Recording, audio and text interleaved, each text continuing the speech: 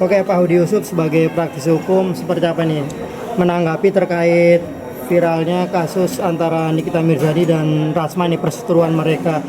Rasman melaporkan dugaan penganiayaan dan Nikita melaporkan juga dugaan pengeroyokan. Abang sendiri melihatnya dari sisi hukum seperti apa nih kejadiannya di salah satu kantor polisi juga nih, Polres Jakarta Selatan. Ya, menurut saya begini ya, karena kejadiannya di kantor polisi, sebaiknya memang semua permasalahan mereka diselesaikan aja di kepolisian tuh, ya di kepolisian. Kan di kepolisian juga ada CCTV, jadi kita lihat mana yang benar, mana yang tidak benar. Seperti itu sih kalau maksud saya sih seperti itu. Jadi lihat aja mana yang benar, mana yang tidak benar. Ada CCTV, ada banyak saksi-saksi mungkin dari teman-teman wartawan dan sebagainya. Jadi sudah jelas di situ, saya yakin peristiwa itu akan terang benderang ya. Oke, kalau apa kasusnya sama-sama keduanya saling lapor nih Bang. Artinya polisi harus menentukan dong mana yang apa diproses, apa justru dua-duanya diproses laporannya atau seperti apa Bang? Karena sedangkan kalau objeknya sama, ya, subjeknya kalau sama. laporannya diterima, ya masalah pertanyaannya saya tidak ngikutin itu, laporannya diterima nggak? Diterima semua. Kalau dua-duanya diterima ya dua-duanya harus diproses itu. Ya harus berjalan karena laporannya kan diterima.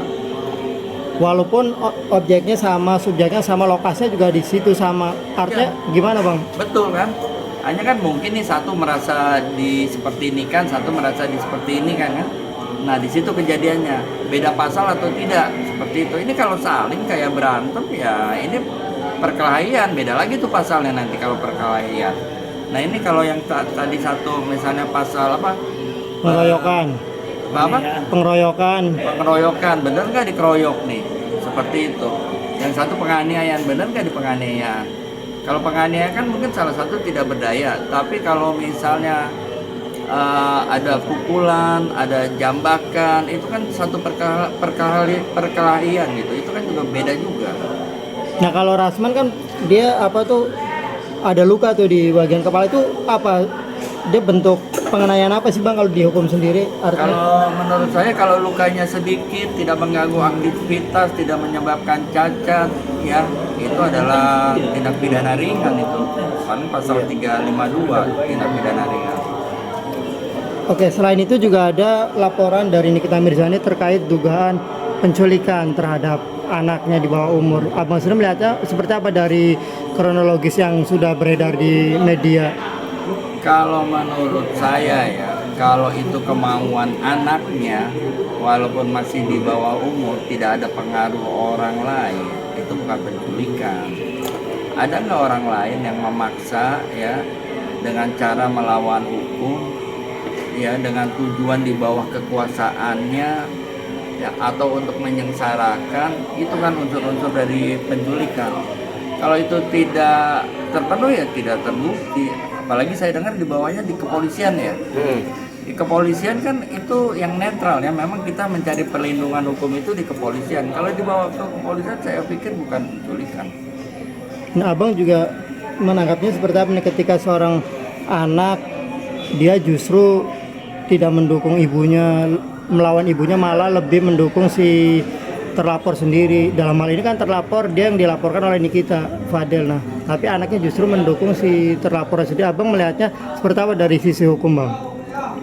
Kalau menurut pengalaman saya ya, anaknya umur berapa? Di atas 12 atau masih di bawah 12? 17. Sudah 17 ya. Kalau menurut saya kalau anaknya sudah 17 itu sudah dapat berpikir.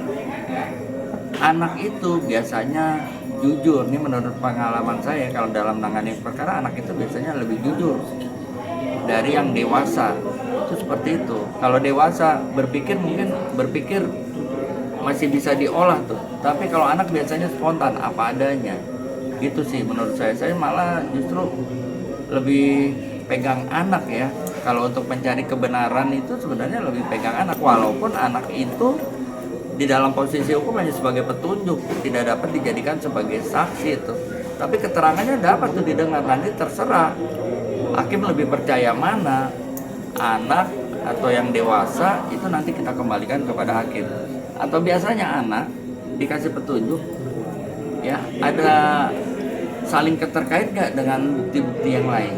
Kalau saling keterkaitan, kesesuaian, baru pendapat anak ini bisa kita pegang. Seperti itu.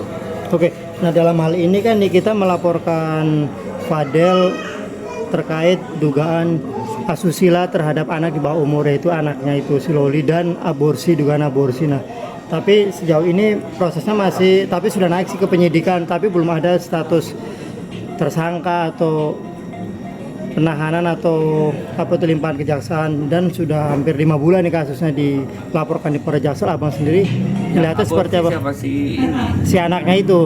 Si anaknya. Iya. Terus satu lagi apa? Asusila di bawah umur. Asusila, Artinya ada hubungan badan gitu, dugaan itu. Pelakunya dewasa atau enggak? Dewasa. Pelakunya dewasa, Iya. di atas 17.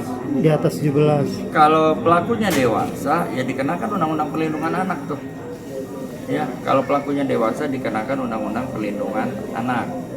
Anak itu kan di bawah umur, masih pas 17 tahun ya. Begitu. Jadi pelakunya harus segera itu diproses, walaupun suka sama suka misalnya. Tetap itu tidak dibenarkan. Kalau pelaku dewasa melakukan suka sama suka terhadap anak di bawah umur, tetap tidak dibenarkan, harus diproses. Tapi pembuktiannya seperti apa, Bang? Ini kan keduanya nggak mengakui ini, kedua anaknya ini. Nah, kalau tidak mengakui ya saya pikir saya tidak mengajarkan bebek beneran ya.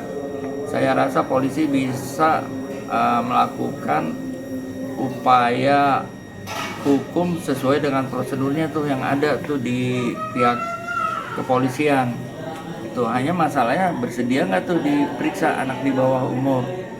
Anak udah diperiksa, Bang. Anak udah diperiksa, udah di visum, terus kesehatannya semuanya, urin segala macam udah diperiksa, tapi belum juga nih, artinya polisi menaikkan statusnya menjadi tersangka. Ya, Apa mungkin ada kesulitan apa ya pihak sekarang kepolisian? begini, polisi kalau menaikkan seseorang sebagai tersangka itu harus mencukupi 2 alat bukti.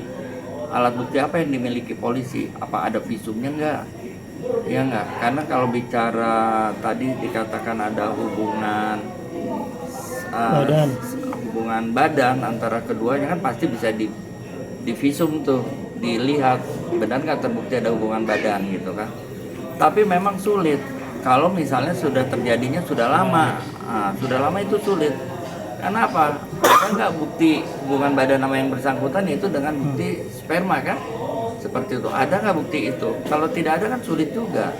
Berhubungan badan dengan siapa? Pertanyaannya seperti itu. Nah, mungkin polisi sangat berhati-hati. Kalau tidak ada 2 alat bukti yang mencukupi, ya akan prosesnya akan berjalan lama. Kecuali kalau si anak tuh mengakui terjadi. Nah, itu berbeda lagi tuh. Mengakui terjadi atau pernah curhat sama siapa hal ini terjadi, dan ada yang ikut mengatakan bahwa memang ini terjadi seperti itu. Ada saksi nggak di ini? Kan nggak mungkin kalau ada hubungan badan di kamar ditonton dibikin film, kan nggak mungkin. Jadi sulit juga seperti itu. Sehingga polisi itu memang belum menentukan jadi tersangka atau tidak jadi tersangka.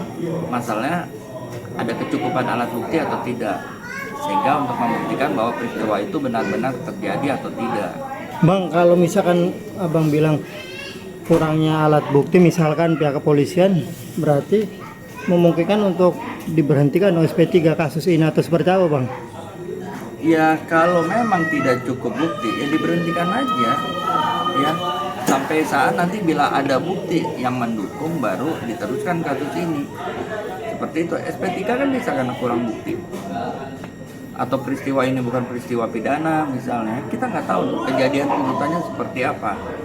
Tapi dari segi hukum, kalau memang tidak cukup alat bukti pasti dihentikan di SP3 aja.